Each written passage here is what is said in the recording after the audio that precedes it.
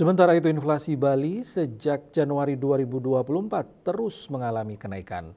Pada Januari 2024, inflasi Bali tercatat 2,61% YoY, Februari tercatat 2,98%, Maret 3,67%, dan April 4,02%. Kenaikan inflasi terus-menerus ini dikhawatirkan mengganggu konsumsi masyarakat.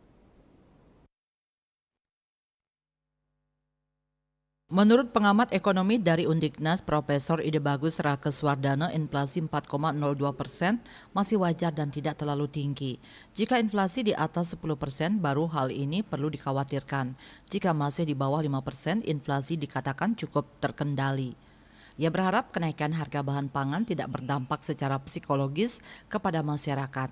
Masyarakat tidak merasakan terlalu tinggi jika melihat inflasi mencapai 4,02% ini karena ada beberapa barang umum yang tidak naik, tapi ada beberapa komponen satu atau dua barang mengalami kenaikan.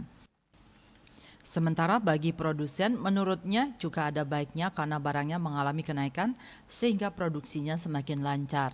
Di tengah situasi konflik di Israel dan Iran dan konflik geopolitik negara lain, kondisi perekonomian mengalami ketidakpastian termasuk inflasi. Bulan Mei ini tidak tahu karena ada beberapa komponen yang cukup banyak mengalami peningkatan.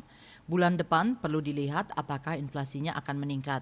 Ia berharap inflasi Mei tidak naik kembali karena ada kenaikan tarif parkir dan adanya isu kenaikan harga minyak pertalite dan kebutuhan pokok lainnya.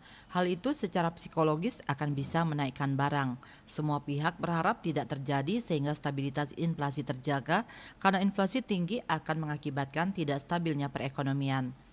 Statistisi ahli media BPS Bali IKD Muryadi mengatakan dari beberapa indikator belanja negara mengalami pertumbuhan berdampak pada kenaikan harga. Hal yang perlu menjadi perhatian adalah inflasi 2,5% plus minus 1%.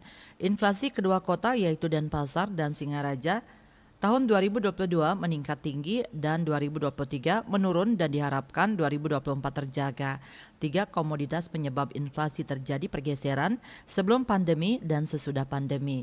Tahun 2019 inflasi Denpasar disumbangkan oleh kelompok makanan, nasi dan lauk, dan non-makanan biaya sekolah. Begitu juga di Singaraja, penyumbang inflasi ada makanan dan non-makanan seperti pisang, tukang bukan mandor, dan biaya sekolah SMA.